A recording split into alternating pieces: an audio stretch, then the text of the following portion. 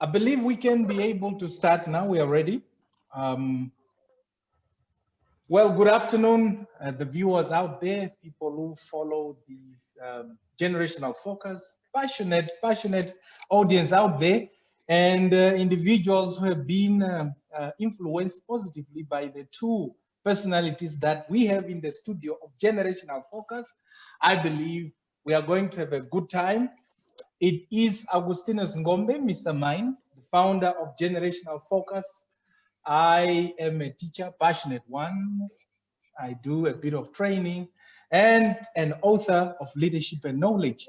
But today we are joined with one of the interesting personalities that we have ever had in our generation. And we would love to explore the topic of how to make our dreams a reality.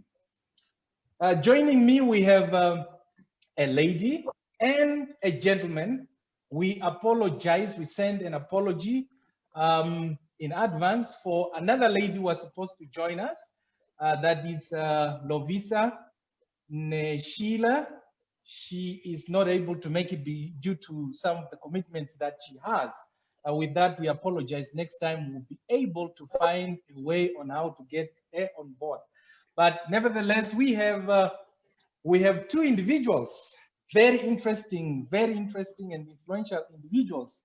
One of them, we should start with a lady because I'm told it should be ladies first, always. And I'm trying to be a gentleman, therefore I will stick to that. And the lady in the studio today is Christine Rita Namsobia Abankwa.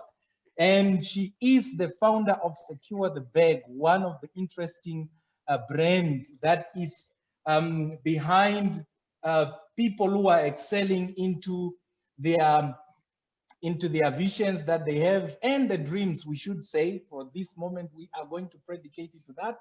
And she is a vision implementer, brand builder. You can mention quite a number of things that she had achieved, and she's having an MBA in her pocket. She's walking around with that in her purse. So that is the person that you are dealing with today. Christine, welcome. Thanks, Augustine.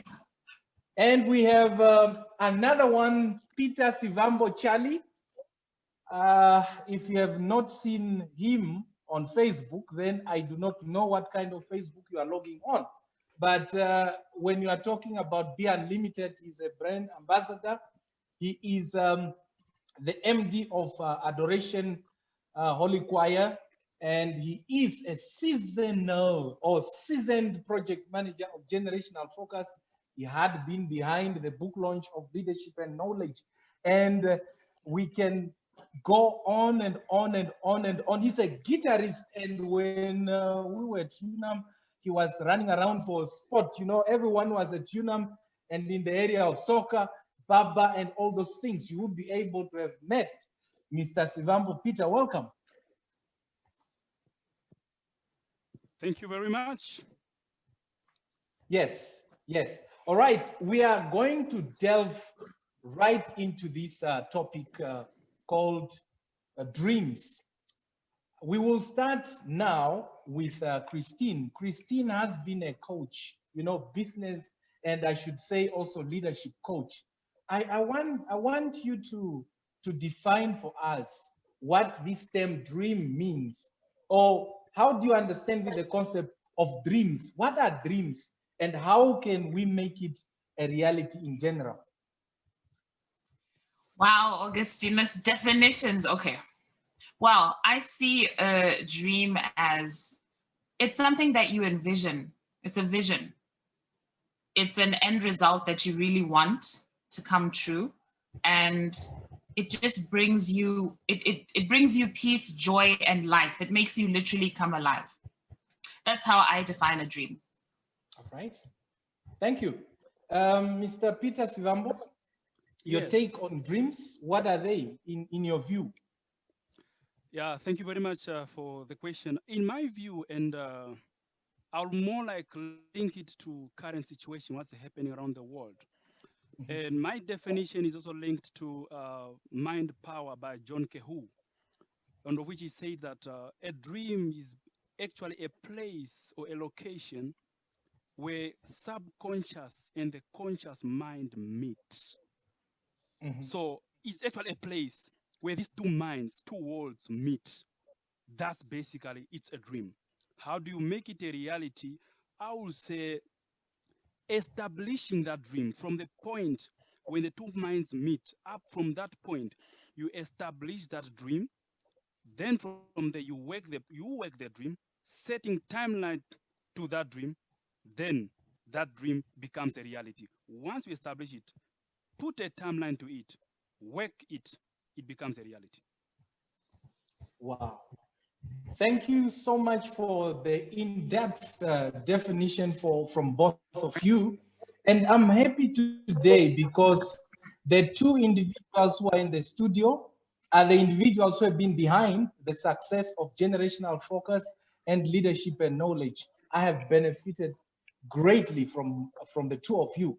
And if I have to be showing off the dreams, I would say my dreams have been made possible by the contributions of minds like yours who are seated in the studio. So thank you. That is the compliment for you as we move forward. Thank you, Mr. Mind. Thank you very much. All right, now let's look at this. I believe each one of us, when we were young, we were dreaming. We had this vision of ourselves. We imagined ourselves either in a career, either in a talent that we wanted to execute to the best of our ability. Miss Abankwa, could you walk us through your journey of dreams from the time you did not know that you become a coach until where you are now? That is a very loaded question. I kind of wish I had a year to prepare to answer it, but you don't get prepared for a lot of things in life. I think for me, it hasn't been an easy journey because, and it's never meant to be easy. What you need to remember is that your life circumstances prepare you for the manifestation of your purpose. So for me, it's been an issue of, I love Charlie's definition of dreams. That was so on point. That's exactly what it is. So for me, it was an issue of understanding my gift set, accepting that I wouldn't always have my way in terms of making things happen the way that I wanted to or at the speed that I wanted them to. And then learning the art of endurance. So a lot of times you'll be placed in circumstances that don't speak to your dream, but no experience is wasted. So for me, it's really been about taking each situation, applying my gift set to it, and somehow, no matter what I do, I keep coming back to what I was meant to do, which is really helping people to implement their visions. And once you understand your skill set, you realize that it can manifest in anything that you do. I talk about the golden thread a lot. It becomes the golden thread that runs through all areas of your life. And you find that when you're living in your space or operating in your space of excellence, people who experience you at work or at church or in the community or in your business will mostly have similar things to say about you because you are applying your gift to everything that you do. So for me, that's been the journey that has brought me here, in summary. Thank you so much. We will come back to you, but we move on to Charlie. When we are to come back to you, I would love you to talk a little bit of how did you move past your odds, your challenges, difficult times to ensure that you are consistent in the pursuit of your dreams and vision which you had for yourself. That is the answer we would expect from you when we come back. But let's move to Charlie. Remembering you in the good olden days, you once narrated a story, you going to the high school, you were doing mathematics and science. I believe maybe when you were growing up, you could have been one of these individuals who would say that you are dreaming to become a doctor, you're dreaming to become an engineer. How did you manage to juggle and switch from science to commerce in the making, as you are now here? You are a qualified accountant. How did you make it? Wow, it's a very good question. Just like Christine have said that life got a lot of challenges. We encounter a lot. So I would say, apologies for that.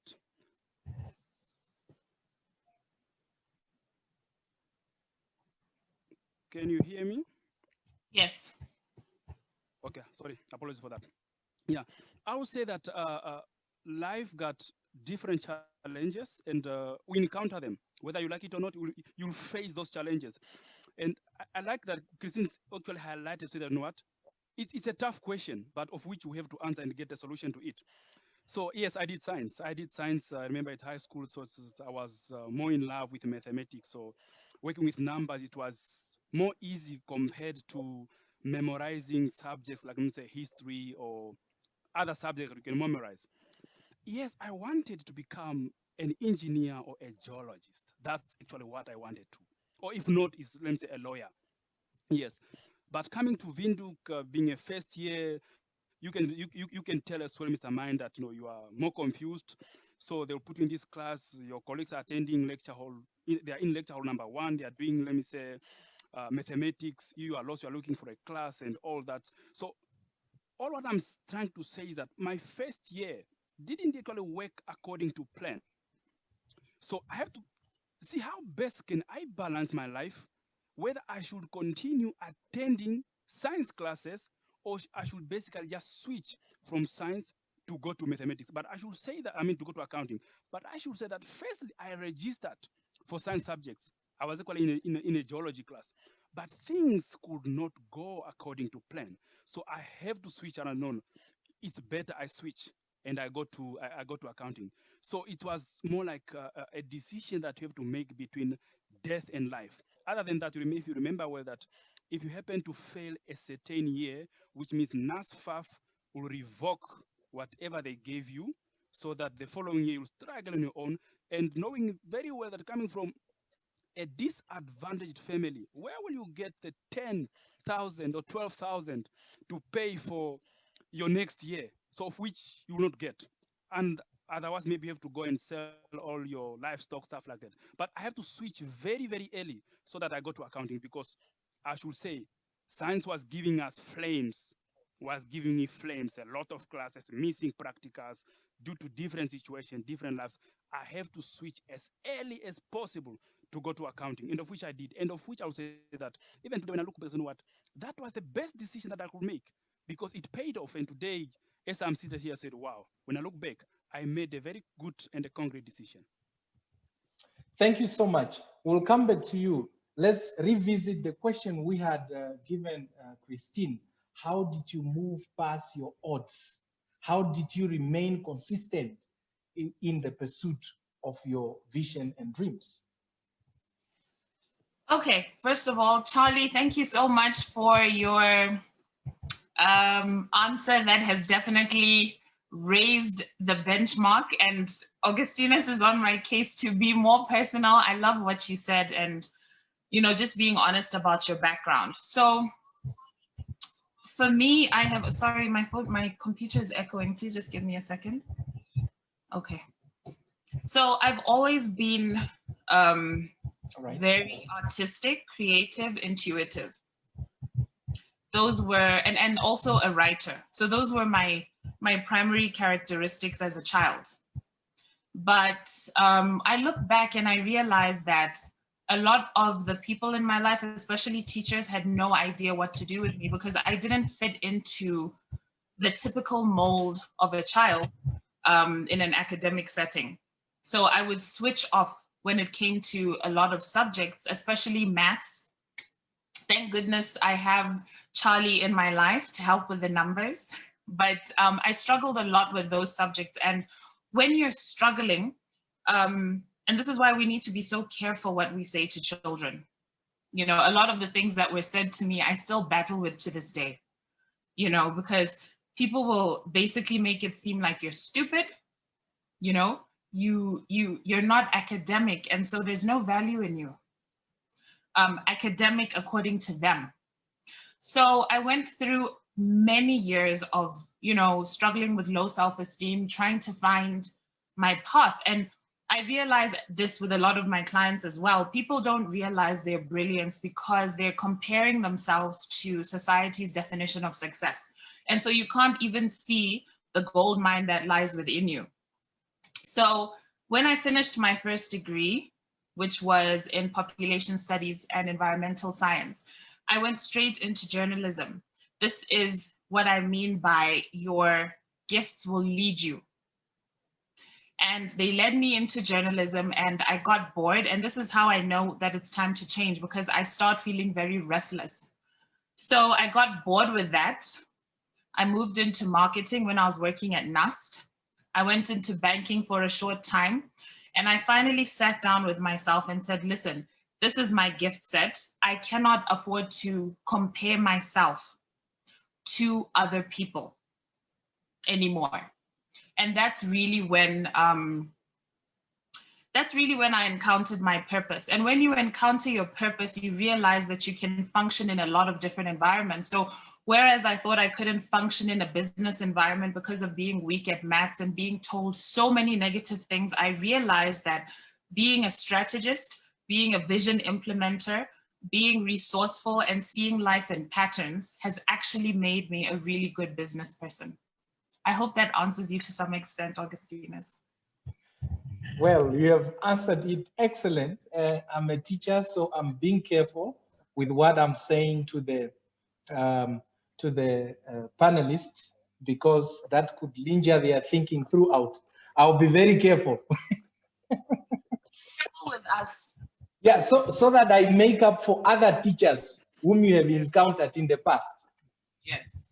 So you have narrated it very well, and I couldn't fathom how you managed to juggle from environmental and population studies to journalism, from journalism to marketing.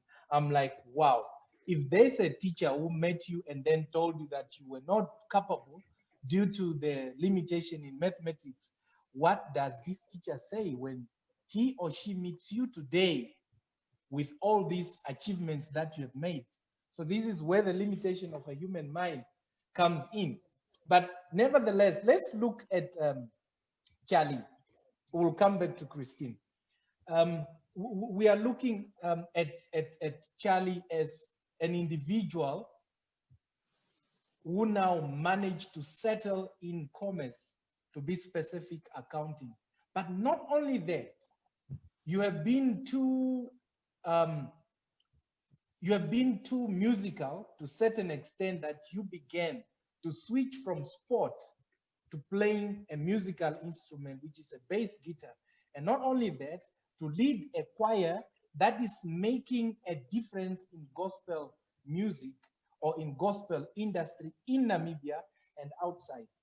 Now, how did you manage to embrace the dynamics into the giftings that you have to make it a reality where you are today? Wow, it's a very good long question. Hope I'll answer it. I'll answer it all. Yeah, I think to start off is that John Murphy, in his book, The Power of Your Subconscious Mind, he tells us a story where he says our mind or our brain is like plastic of which it stretches for whatever that you want to learn. Basically, you can learn that. So one thing that we have that God blessed us with is basically the mind, your brain. So, and with your brain, so basically you can learn anything that you want to learn. So that's actually something that I've actually learned. So with a brain, so basically you can learn almost anything that you want. So how I have jungled around to ensure that, yeah, so I remain relevant. And I remember well listening from my mentor, Mr. Sem Shivute, saying, in life we have to be unlimited. I will say is that I decided not to be limited by anything. So, and by that, I've sat down and said, okay, what is that I'm passionate about that I can do something that will actually bring happiness to my life? And yes, back then I said, you know what? Yes, I was more into sport. I'll play soccer. I'll do that. I'll be the president for football at UNAM and all other areas. Then from there, I said, what else can I do?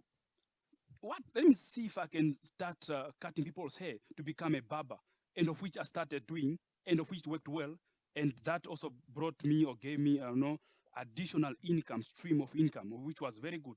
More especially being at varsity in the hostel, that was a very good idea that I came up with. So, but all in all, what I'm trying to say is that I sat down and said, okay, what is that I want to do? Something that will bring happiness to my life. So I wrote them down. You know what? I want to play a guitar. So that's music in church or wherever I will play it. So what is that I will do? I have to be relevant in the community. I have to be relevant in society. So I take up positions in church. I take up positions in the community as well, wherever I am needed. That's now where I was being approached. No, Charlie, can you come on board and lead adoration? Can you come on board and lead this project? Can you come on board and do that and that? But all in all, I will say that, we are servants. Just like Jesus Christ, when he came on earth, he was a servant, and a servant, you have to be of service to other, or you have to be of service, yes, let me say that to people. So I took that, or I'm still taking that, is that, you know what? It's my service that I have to do, or is my service while I am temporary on earth. Like the Bible tells us that, no, we are visitors on earth.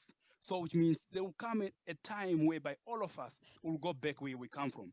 So while we are temporary on earth, while we are visitors on earth, how then can we be relevant? How then can we be of service to each and every inhabitant or human being here on earth? So as if your time allows, or if you have time, and if you are knowledgeable, or if you can do it, do it. For me, I've realized, you know what? I can do A, B, C, and D. I can do that. I can actually add value to our community. I can actually add value to our society. And by doing that, I'm basically doing what I was commissioned to do before God will decommission us one day. So, in a nutshell, so I should say is that is basically getting what you are passionate about, getting what is that will bring happiness to your life. And these are the things that I've established in my life. And by doing that, it's bringing a lot of happiness to my life. And yes, I'll continue doing so till such a time that I don't know what. Now, maybe I am unable to do so. But I should say, I give credit to it. I know what I'm passionate about what I am doing or what I did. Hope I have answered you. Wow. I'm out of words for the two of you. It's difficult to ask you questions because you even answer the future questions which I could have asked. So it's making it difficult, but there you have it, viewers. Dreams are possible depending on how desperate you are to want to achieve it, how you really want to achieve it so badly. You can hear from both of them narrating their walk of life. It has not been easy, but they have come to where they are due to determination which they have. I'm reading the book, and in the book, the author spoke about us human beings being animals. We are animals, and to a certain extent, we are human beings. We are animal in a sense that when we encounter challenges, we switch to the animal nature that any other animal has. If you are cornered and you have no choice, you become just like a lion. You can behave just like a lion would behave to escape out of that situation. And when we are human, because of the ability to have language, to think, to imagine, we were made different from any instinct of any other animals. But then, to a certain extent, we think we've advanced more, we've become smarter, and we are able to really come up with new theories, new developments. until you achieve something, then your brain goes in dormant. You begin then to live into a comfort zone and forget about new challenges which you need to pursue. Now, you having to make your dreams come true, you might have reached at a certain extent where you said, if I achieve this goal, then I've made it in life. But how did you not become too comfortable into that space, Christine? How did you not become comfortable and you continuously worked towards becoming better and better every day? How did you manage to do that? Thanks, Augustinus.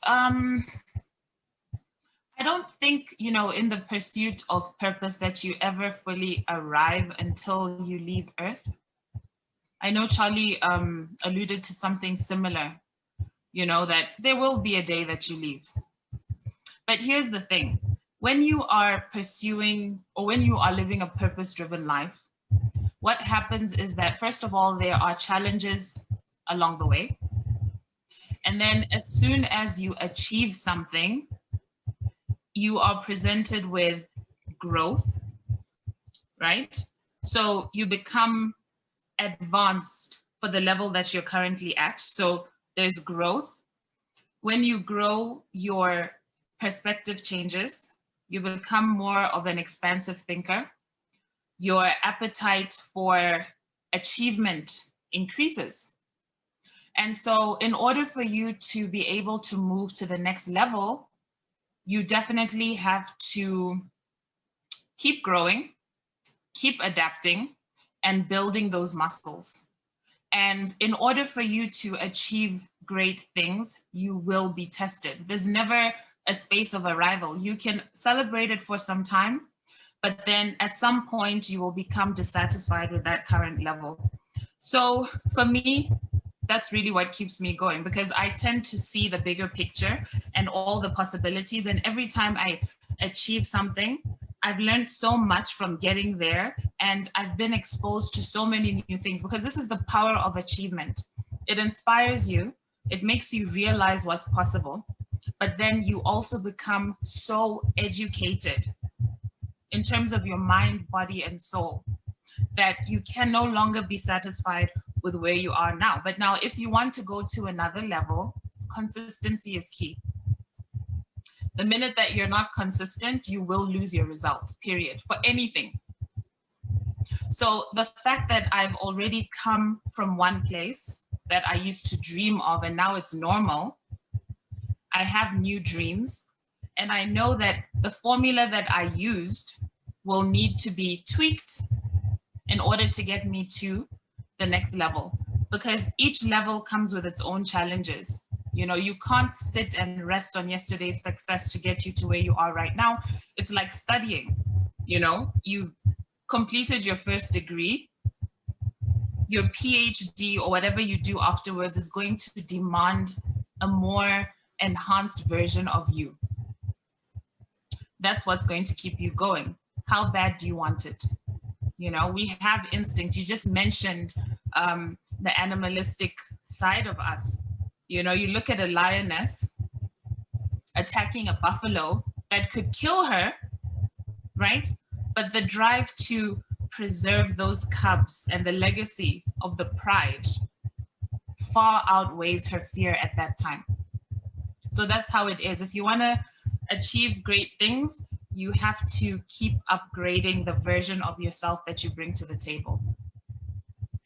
Wow, well answered and thrown out of bound. I'm now here thinking, I'm like, is there any other question left? But yes, let's come back to Charlie. Thank you, Christine, on that detailed answer that you have given. Today, I woke up not expecting anything, and here I am. I got a call from one of the associates, Mr. Tony, the poet, and it's like, put on your suit.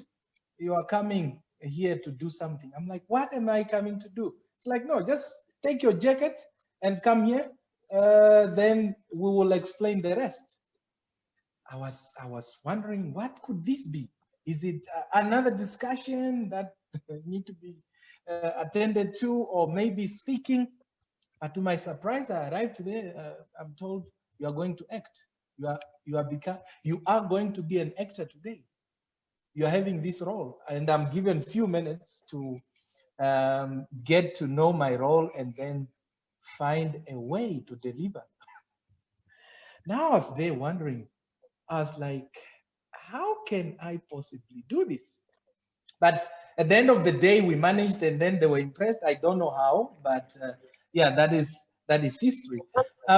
Now, coming to you, Mr. Charlie, there are lots of people filled with excuses, because I'm now predicating this on a say that says, if wishes were horses, everyone could have ridden millions of horses.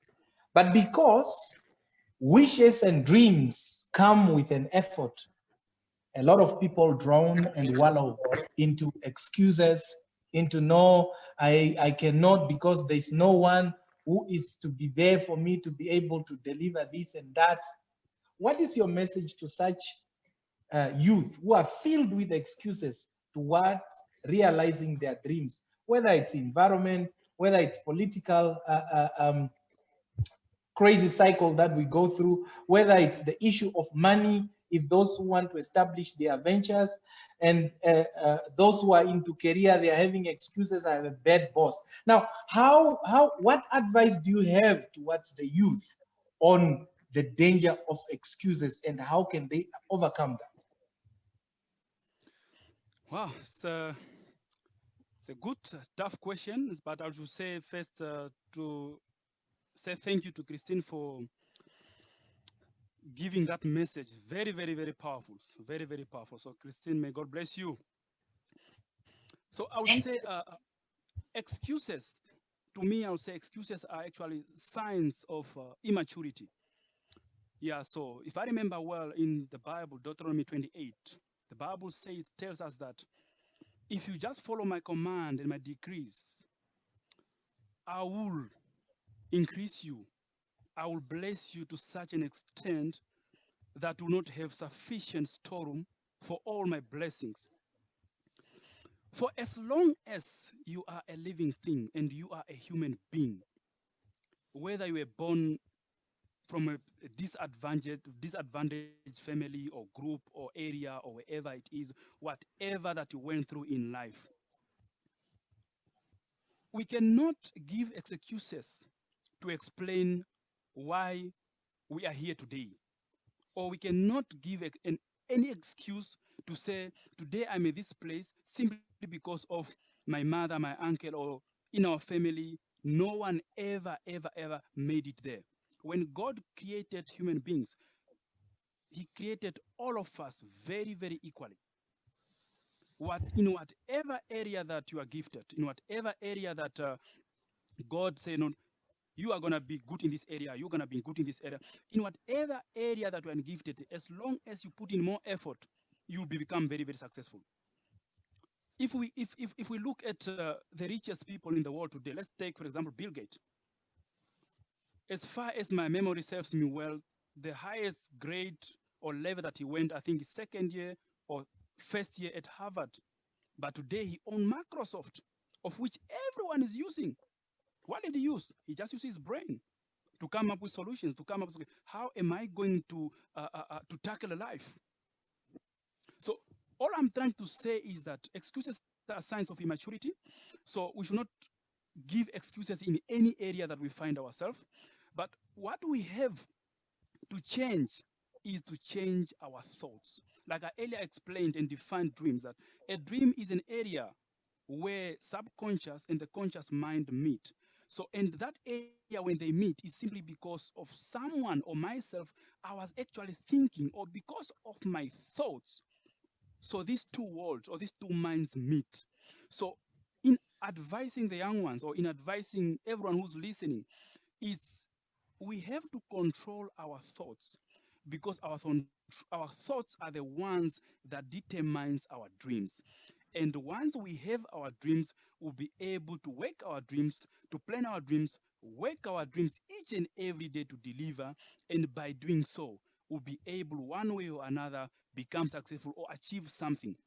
But first and foremost, it comes from controlling our thoughts. What are you thinking about on each and every day? Are you thinking about success? Are you thinking about a business? Are you thinking about becoming a medical doctor? Are you thinking about going to school and doing mathematics or doing an Excel course? Or are you thinking that if you start a business, you will fail? Or you are thinking that if you start farming, you will fail, won't succeed? Or you are thinking that if you apply for a, let me say, SME loan, you will fail, you won't succeed because you are not connected? And remember that whatever you think of, this is going to settle in your subconscious mind.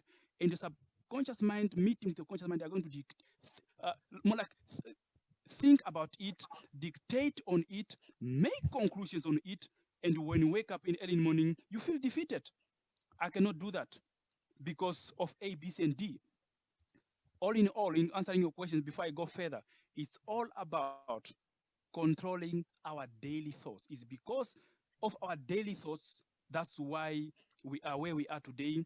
That's why this world is created. That's why you see today we are here online, Zoom and Facebook. Today we can do A, B, C, and D. Technologies in an advanced level is simply because of people's thoughts. It's simply because of people thinking, what can I do different? People who have decided, what, for me, fear is not my portion. I'm gonna take risk. I'm going for A, B, C, and D. If person A have done it, why not me? So, like, I remember me and Mr. Agostino Gombe, we once had a discussion and we said, everything or almost anything that we are doing today, somebody else in the past have done that. If you know that you have limited resources, you have limited knowledge in doing A, B, C, and D, but you want to do that, why can't you go and consult? Go and consult Christine, who's a brand ambassador, a creative person, a human resource person, an HR, a project manager. Go and consult. Many people don't want to consult. Maybe by consulting, we look like we are fools. Unfortunately, if you want to succeed, if you can't get it and figure it out on yourself, go and consult. That's why we go to school and learn. Simply because on myself, on my own, I cannot learn mathematics. I have to go and attend a class for somebody to teach me. Many people have pride. I cannot go and ask this and this because I'll look as a fool. Yes, you'll remain a fool for the rest of your life if you don't act, if you don't ask. You'll remain a fool for the rest of your life.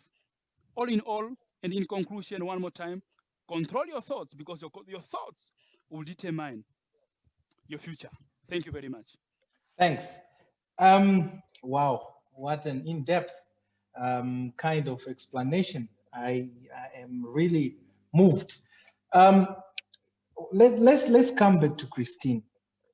I'm currently reading concurrently books, and one of them is the Concise 33 Strategy of War by Robert. And in one of his writings, he said, you know, our lives are like a battlefield. Every day we wake up, we need to know that they are opponents. And these opponents do not really care about how ambitious you are, how prepared you are. All they want to do is to succeed, even if it means to defeat you so that they make it. That should happen. And you being into coaching, into vision, building visions and making people to become successful, you might have seen that competition have eliminated lots of gifted people. And some of them, this is not only gift like singing, acting, or maybe painting, or any other gift like soccer, but even going to work, having to report for work, knowing that there's competition, there are other people who want to make it in as much as you want to make it.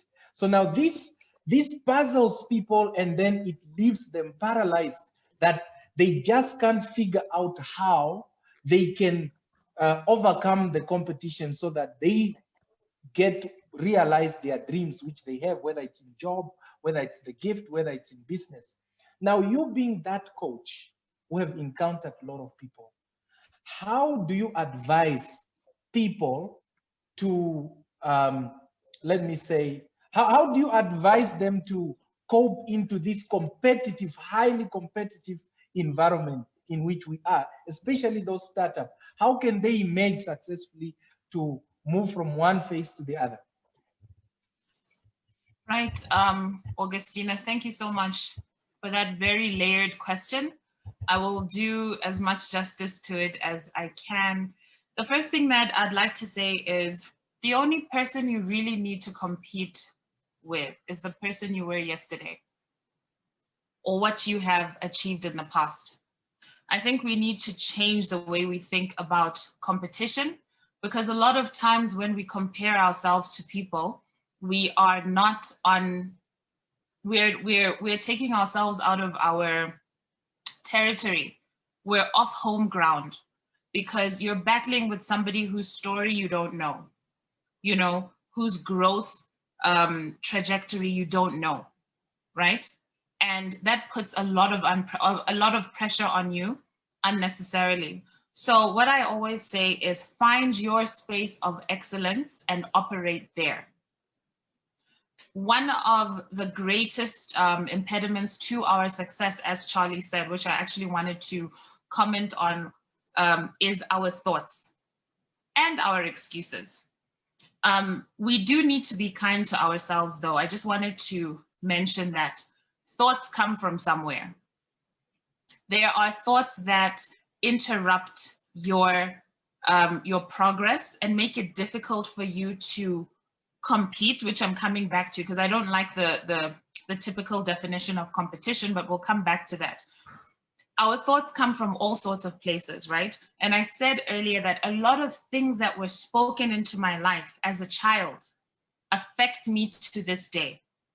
But what I do with those thoughts is I do not nurture them. I try very hard not to nurture them because they bring about the opposite result of what I'm trying to achieve. I use them to fuel me.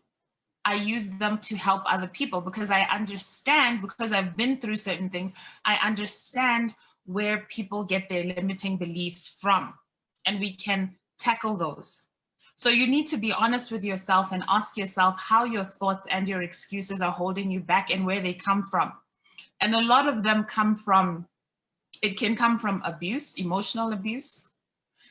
They can come from failure. They can come from, you know, comparing yourself to other people whose stories you don't know, right? When you realize that you are dealing with thoughts that are holding you back, please get help. I know as Africans, we're not big on therapy and counseling. Get help. If you see that you have limiting beliefs, you don't believe in yourself, low self-esteem, maybe you are aggressive, maybe you are becoming abusive yourself, you procrastinate a lot, you're self-sabotaging, you are not sticking to your schedules, whatever it is, self-sabotage is basically you doing things that go against your highest good. So when you're doing things that are self-sabotaging and you are not able to change on your own, please get help, because it will result in you losing out on your dream. Competition. When we look at, I'll give you a business principle that you can go check out. It's called the Blue Ocean Strategy. And it comes from the idea of ocean. So when a shark has captured prey in the water becomes very bloody. And that is what the workspace is, career space, business space, so much competition. Everybody is fighting for these little pieces of meat in the ocean. And so it's bloody and it's red, right? The Blue Ocean Strategy says, find your own clear blue oceans where you render the competition irrelevant. How easy is it to do? It's not easy. It's not easy for you to walk into an office and suddenly become the best. You need to focus on achieving your own space of excellence. This is purpose that we're talking about, because when you're operating in your space of excellence, you're confident, you're not competing against other people, you're not comparing yourself to other people, you push yourself, you're driven. You realize that your excuses are hurting you.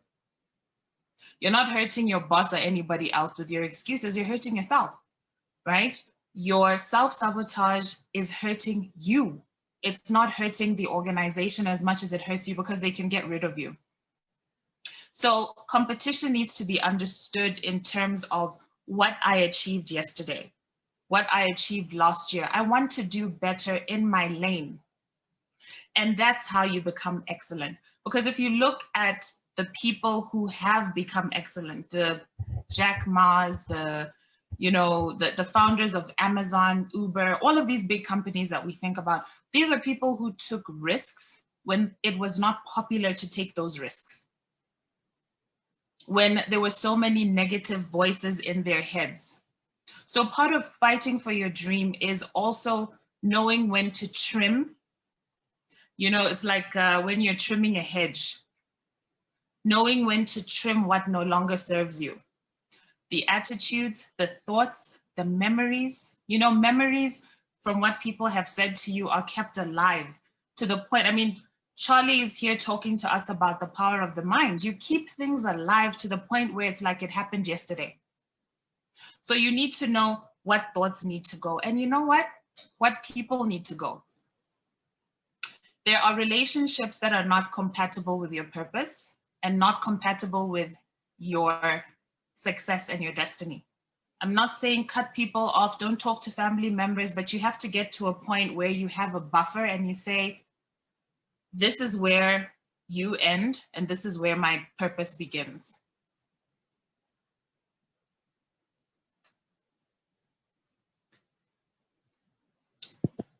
Well.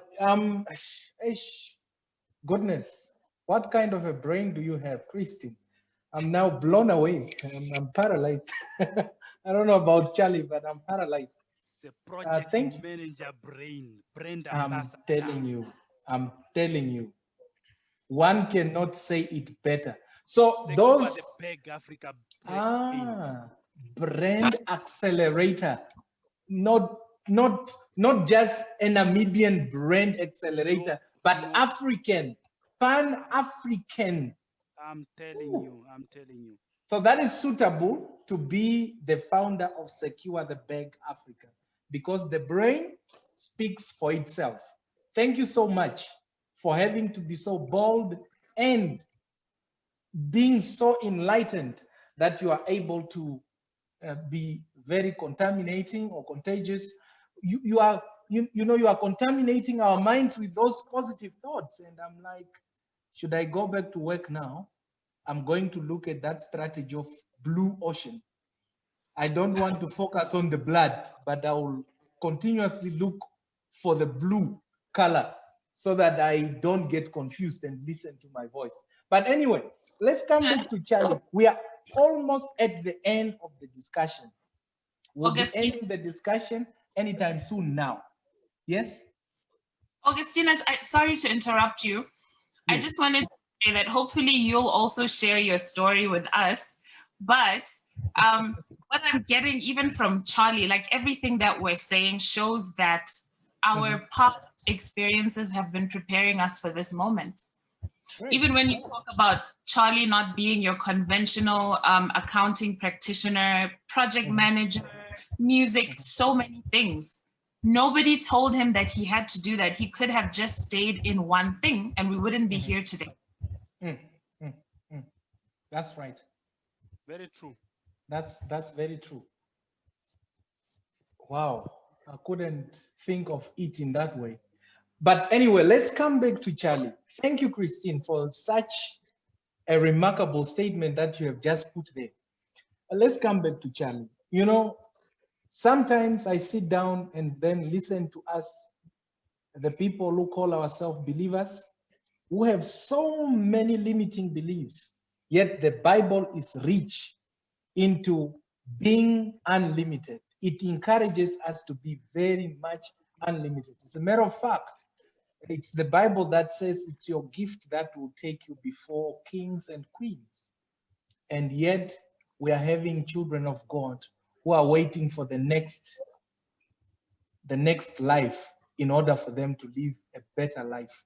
So they are too limited, caged with these beliefs, religious belief that is not even related to the Bible, where they shy away from learning, from perfecting their skills.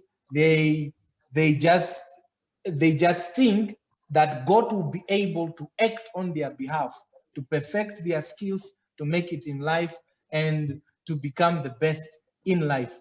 Now, how do we go about decolonizing such minds which are contaminated with wrong information and negativity in the faith?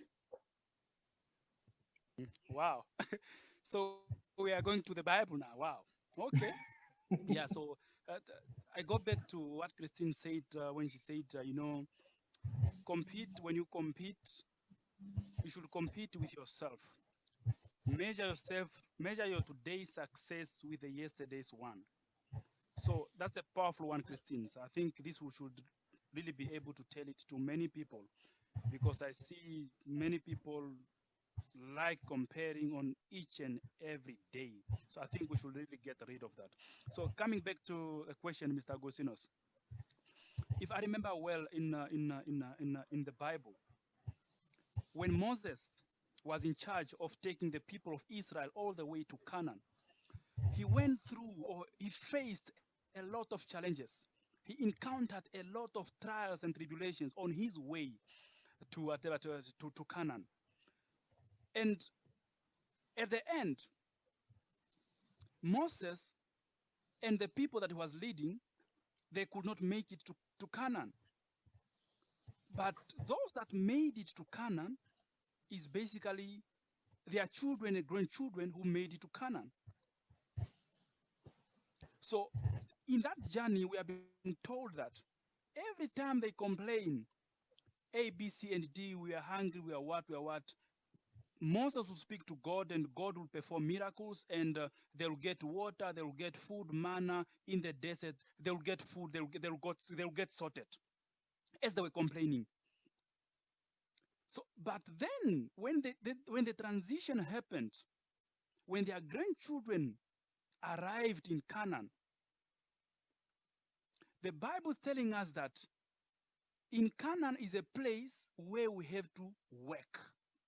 Things are no more the same as it was when they were walking or when they were traveling in the desert. The Bible is telling us that they have to go to a land promised with milk and honey. But that one will ask a question, but that land, where is that land? Have you seen that land? Is that land somewhere on the world map? I've not seen that land on the world map. Maybe, perhaps, maybe you'll advise me. But Canaan means is the land, is the area where we are today.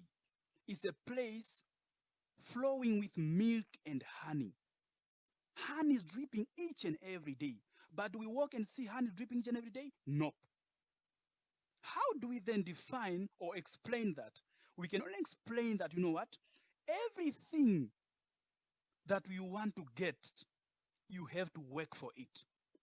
The milk and the honey that the Bible is talking about is not you wake up every morning, or you wake up wherever you are, wherever you slept, and then from there you see milk, you see honey, you see food, you see brain, you complain, you get food. Nope.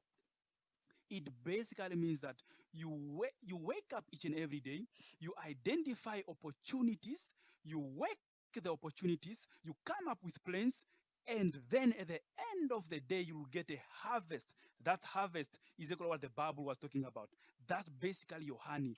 That's basically what the Bible was telling us, and what a land flowing with milk and honey. This is the area where we are.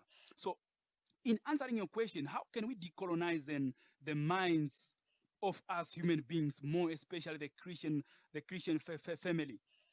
It's just a matter of understanding the Bible, of which I came to realize that many of us, we go to church and listen. We don't go to church prepared. We go and listen. We go and challenge the status quo. So whoever's preaching in church or whatever place that you are that day is true. Because why? You yourself, you don't understand the Bible.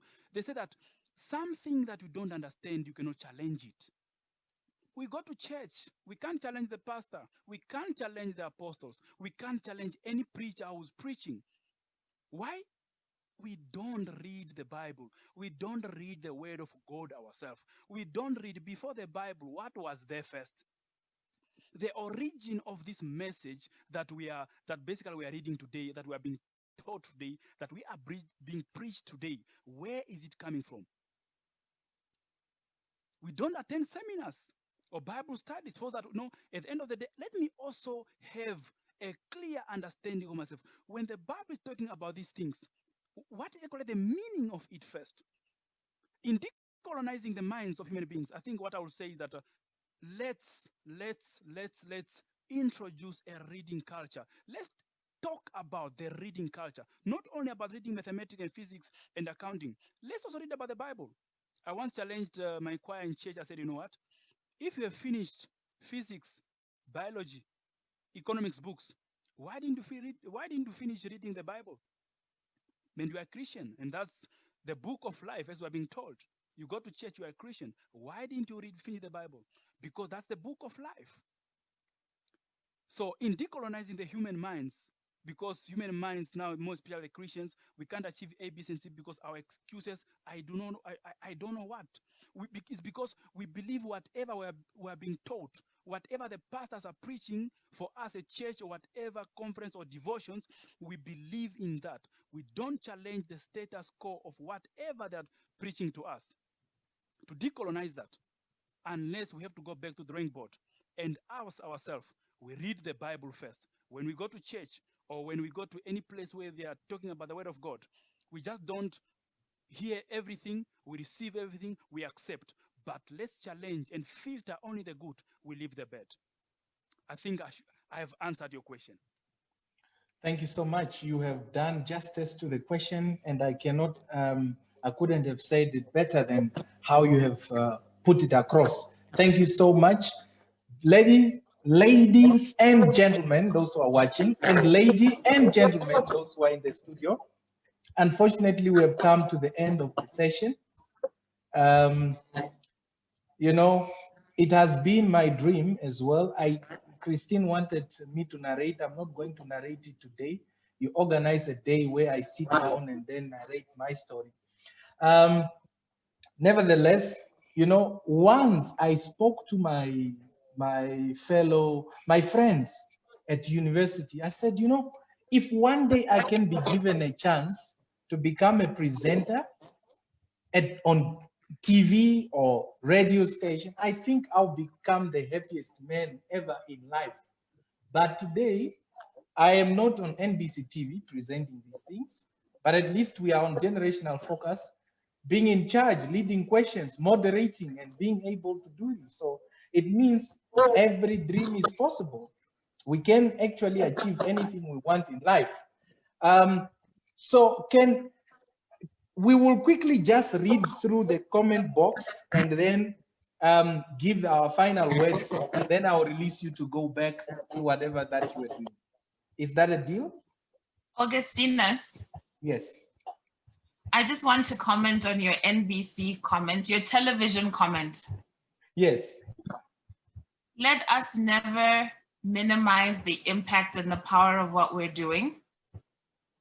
I know you didn't need to do that, but you know, I always say, don't fight for a seat at people's tables, create your own table and decide who sits there. And I just want to really commend you for always creating your own table. You have created your own online television platform, and you're free to do what you want. You control the content and you can reach millions. You don't know who needs to hear this today. So congratulations to you as well. Thank you. Thank you so much. I quickly want us to Thank you so much, Christine. I want us to quickly look into the comment box. Crystal Mushongo, tuned in from Broadfontein, and then John Kamburu. Mr. Sivambo, your definition makes a lot of sense. Then Titus Nando Manuel, remain relevant is key in all aspects. Credit to Sam Shivute, but Charlie, keep up being selfless, but yet very brilliant. Mr. Mind, you inspire young people with your initiatives. Well done, guys. And Crystalline again here. I've always wondered about people who say they have discovered their purpose in life. I admire these people, but at the same time, I wonder if that is the sole purpose. People are capable of so much and more and can do so much. Do we have any comments on this one? Yes. Yes.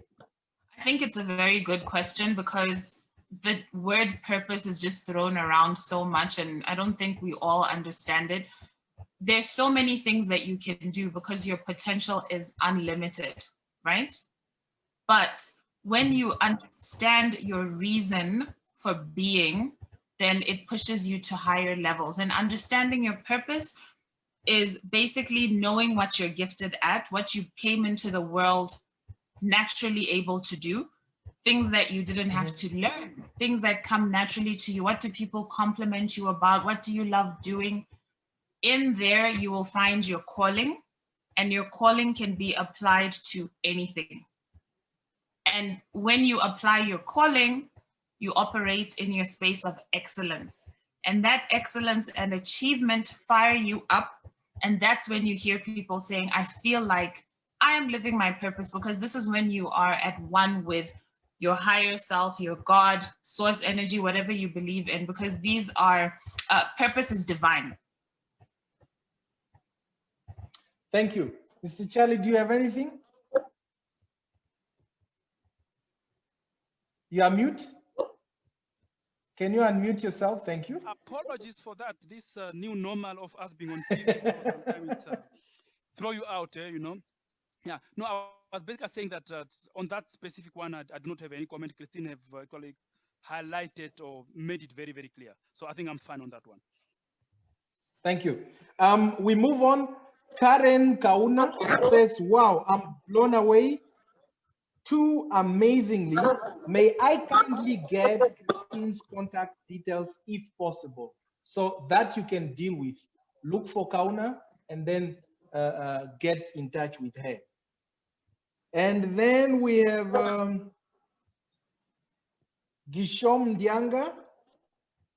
Finally, Mr. Charlie is brought on board. Mr. Charlie, I like that you mentioned the book of Deuteronomy 28, good example.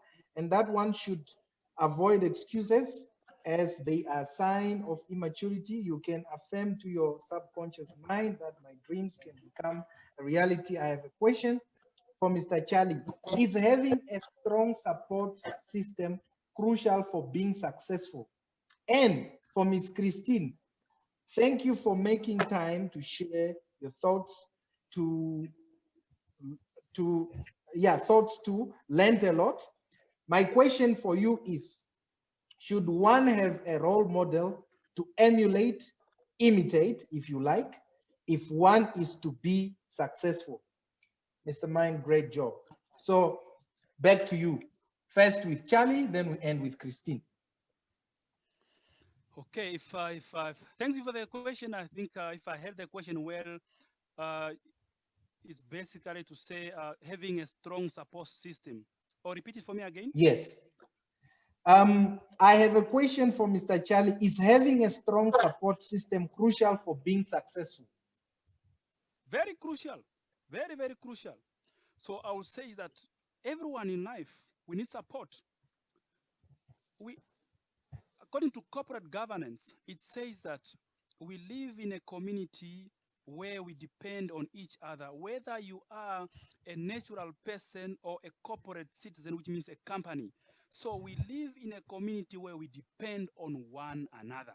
If you are a corporate entity, let me say, or a business or a company, so basically you live in a society, you are established in a community, and you depend, your survival depends on the community society for you to survive, whether to buy your product or whatever, or to support your service or whatever it is. It just means that we don't operate in vacuum.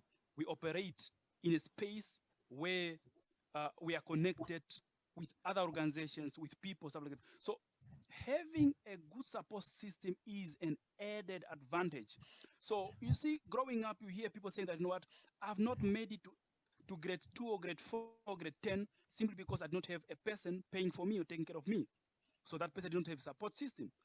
But for you who's having a support system, in addition to what you could possibly do on your own, that itself it's like a very big added advantage.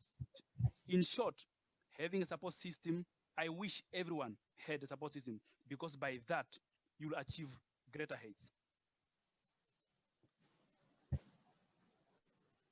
Thank you so much. Let's go back to Christine. Thank you, Mr. Charlie, for having to answer it accurately. Christine, your question is, should one have a role model to emulate or imitate if one is to be successful?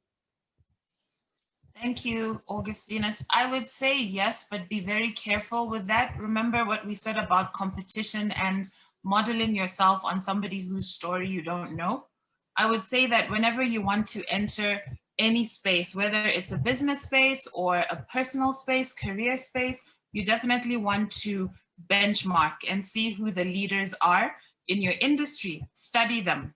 So your role models should be people who have achieved what you believe is successful, and study them. How did they get to where they are? How do they interact with people? How do they work?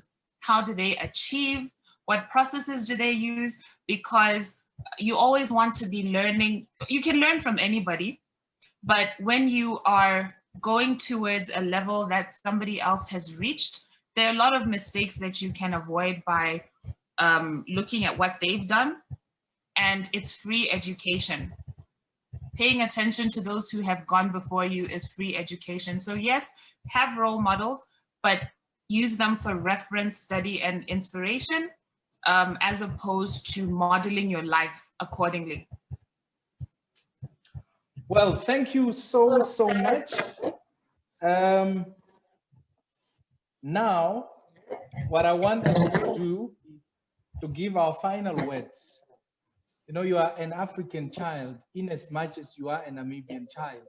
And we have seen the limitations within the mindset of the youth in Africa. No, I can't do this because of that, and what. What are your final words, Miss Christine, towards the youth at current?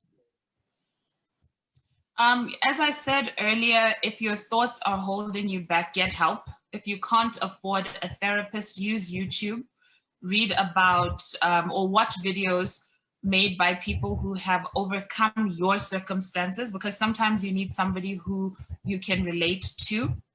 And also remember to read about imposter syndrome. I think it's something that we really need to educate ourselves about as Africans. Imposter syndrome is where you feel you're not good enough, or your achievements are not valid or deserved, or everybody else is better than you.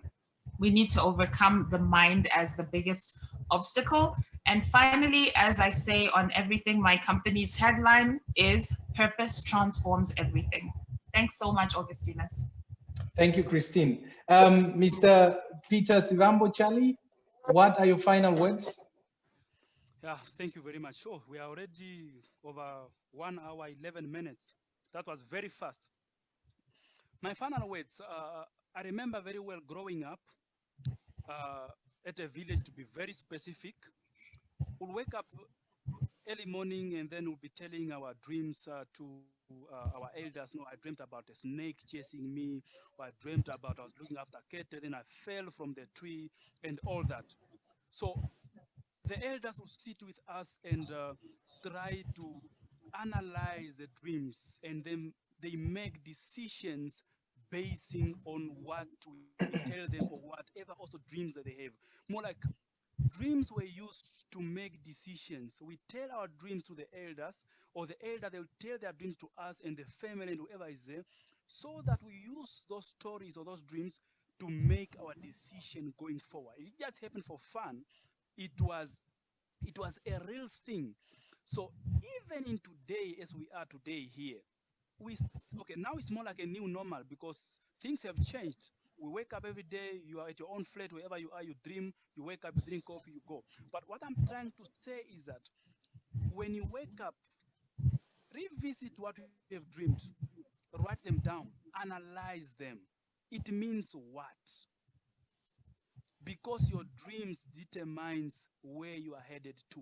Like I've earlier said, your dreams comes as a result of your thoughts. Whatever thoughts you had last night, whenever, before you went to sleep, you will have dreams, in most cases, dreaming them like you're asleep. Your subconscious mind is waking. Then you have a dream. You have those dreams. When you wake up, sit down, write them down. I dreamed about A, B, C, and D.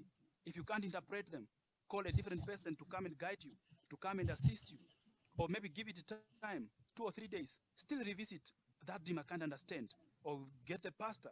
So all these things, all what I'm saying is that message to the youth: control your thoughts. Your thoughts should be that of building, that's of success, that's of achieving things. Positive thoughts only, not negative thoughts. I'm gonna kill a person, I'm gonna hate person A, I'm gonna what.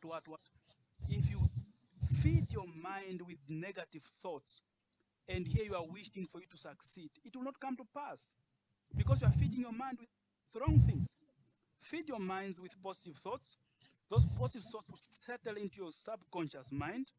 You'll dream about these things. I can afford to buy a car and put in a taxi. You work, you interpret your dream, you write it down, and then you work your dream. Just one example. For example, one will say death in a dream is not necessarily, the technical definition of it is not necessarily that I'm going to die. It might mean that I have to change my way of thinking, or my way of doing things. It's more like transition, the end of something, so that the other thing will start, or more like it will lead to the beginning of another item. So we have to interpret these dreams so that we'll be able to make better decisions. But before we interpret these dreams, first, let's feed our minds with what we want. And that should be positive thoughts only. Thank you very much. Be blessed. Thank you so much, lady and gentlemen. I'm really moved by your open-mindedness, your skilled thoughts, and the connection of the beats to the reality and all that. I believe Namibia and the world out there had learned and will continuously to learn a lot from you. We have come to the end of the session. I am here to announce to you and the world that after I have achieved the goal of being on TV, Generational Focus, I am one of the effective stakeholder engagement officer to image that Namibia will ever produce. And if you see me in a company engaging with a stakeholder, don't be surprised. I'm just making it known now that one day, if you see me there in one of these fine companies or international bodies, don't be shocked. I'm dreaming. Be shocked. We'll be so happy. Thanks I'm dreaming live. Be unlimited. Be unlimited. Hashtag. I am unlimited and I am worrying of nothing. So actually what we are trying to say is that the best way to beat the idea of limitation is to become best beyond those who think are in charge, because those who take charge are those who bring initiatives which are out of imagination that we have in the world. So go out there, establish that business venture that you have imagined, that you have never seen. It not being in existence doesn't mean it cannot exist. it can exist.